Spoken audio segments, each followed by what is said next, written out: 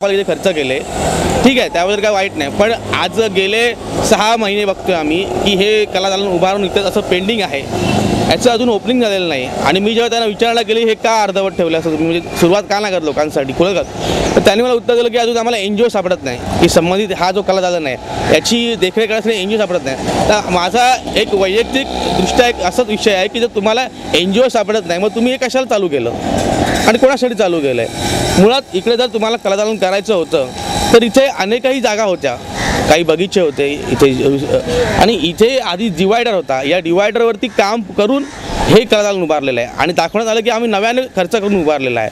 तसं काही नाही, इथे पूर्वी डिवायडर होता आणि इथून या डिवायडरवरती परत काम करून त्याचं रिन्युवेशन करून त्याच्यामध्ये थोडीशी डेकोरेशन करून त्यांनी हे उभारलेलं आहे. आणि संबंधित मी जेव्हा माहिती काढली ITच्या माध्यमातून, माझे एक मित्र आहेत त्यांनी स्ट्रक्चरल ऑडिट वगैरे करून मला दाखवलं, तर त्यांचं म्हणणं आहे की जास्तीत जास्त खर्च हा 8 लाख रुपये असू शकेल.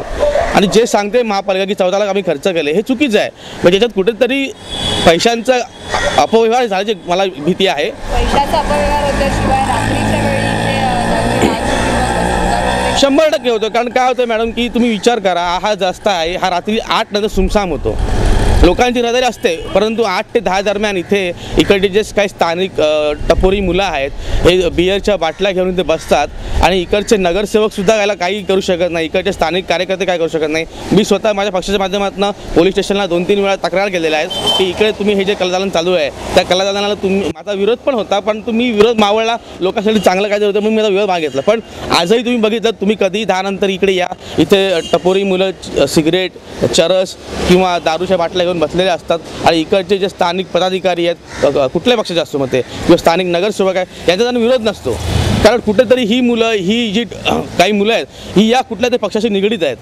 तरी आजही मी आताच्या नवीन आमच्या इंचार्ज आलेल्या आहेत मीरा बनसोडे मॅडम, त्यांनाही मी तक्रार केली की मॅडम या असं संदर्भात या कलादालनामध्ये हा गैरव्यवहार चालतो. या संदर्भात उपविभाग प्रमुख सुनील नाईक यांना विचारपूस केली असता त्यांनी लवकरात लवकर याचा उद्घाटन सोहळा केला जाईल असे आश्वासन S9शी बोलताना दिले आहे.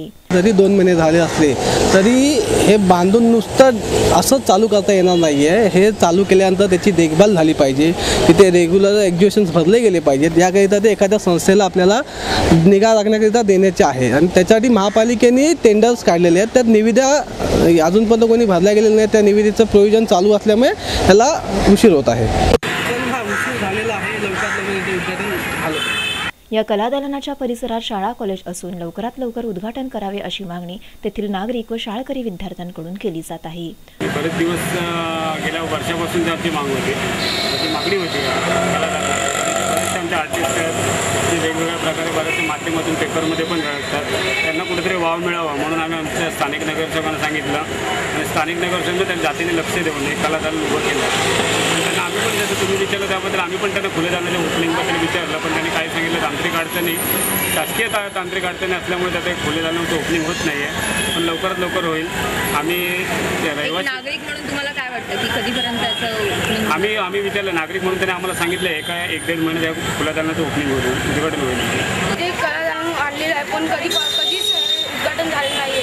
आमची इच्छा आहे की लवकरात लवकर महानगरपालिकेने याची उद्घाटन करावं, म्हणजे आम्हाला इकडे कला दाखवायची आहे, त्यांनी अजून केलं नाही आहे. नागरिकांच्या निधीतून विकास कामांचा शुभारंभ केला जातो, मात्र ठाणे महानगरपालिकेला या प्रकल्पांच्या उद्घाटन सोहळ्यास वेळ मिळत नसल्याने त्याचा दुरुपयोग होत असल्याचे कलादालनाच्या सत्यस्थितीवरून दिसून येत आहे.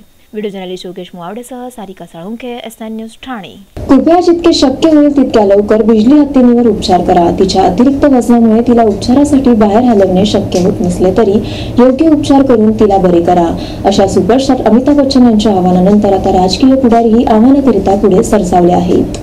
गेल्या आठवडाभरापासून मुलुंड येथे बिजली हत्तीनीची प्रकृती दिवसेंदिवस खालावत आहे. तिच्या वजनामुळे तिच्या उपचारासाठी दुसरीकडे हलवता येत नव्हते, त्यामुळे सध्या तरी तिच्यावर मुलुंडमध्येच औषधोपचार सुरू आहेत. आतापर्यंत 6 वेळा तिच्यावर उपचार करण्यात आले आहेत, तर वन विभाग आणि प्राणी मित्रांच्या प्रयत्नानंतर तिच्यावर प्राणीवैद्यांकडून उपचार करण्यात आले आहेत. या बिजली हत्तीनीच्या उपचाराकरिता सुपरस्टार अमिताभ बच्चन यांच्या आव्हानानंतर आता मुलुंडमधील राजकीय पुढारीही आव्हानासाठी पुढे सरसावले आहेत. ईशान्य मुंबई शिवसेना विभाग प्रमुख दत्ता दळवी व मनपाचे शिक्षण अधिकारी मनोज कोटक यांनी बिजलीच्या उपचारासाठी सहकार्य करावे असे आवाहन S9शी बोलताना केले आहे. खरं म्हणजे ही जी हत्तीन आहे बिजली ही अनेक वर्ष मुलुंडच्या भागामध्ये आहे.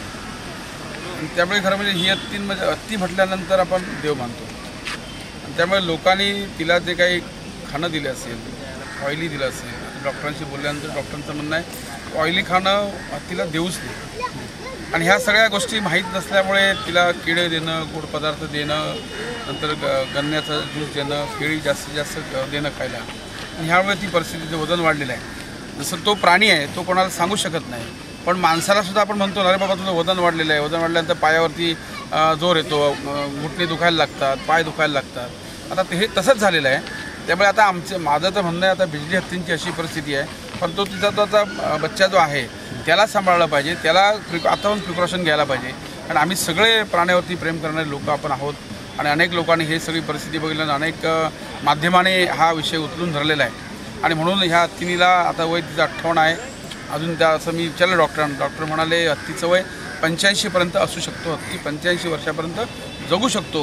ह्याचा अर्थ हिचं अजूनही जगणं होऊ शकतं जर तिचे पाय व्यवस्थित झाले. पायाला आता जसं माणसाला लखवा मारतो त्याप्रमाणे काहीतरी दुखापत झाली असेल, मागचे पाय लागत नाही आहेत, परंतु ह्याच्याकडे आता डॉक्टर लक्ष देत आहेत, इथली मुलांची मंडळी लक्ष देत आहेत. अनेक तुम्ही आपल्या TV च्या माध्यमातून आपण मीडिया त्या ह्या सगळ्या गोष्टीला आपण धावत आलेल्या आहेत, त्याबद्दल मी तुमचे आभार व्यक्त करतो.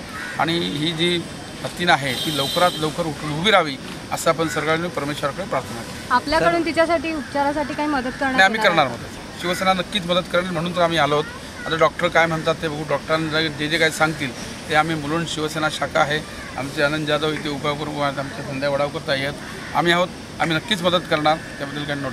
डॉक्टर से बात करने के बाद आसाम से जो डॉक्टर आए उन्होंने बताया सिचुएशन में सुधार होना बहुत मुश्किल है.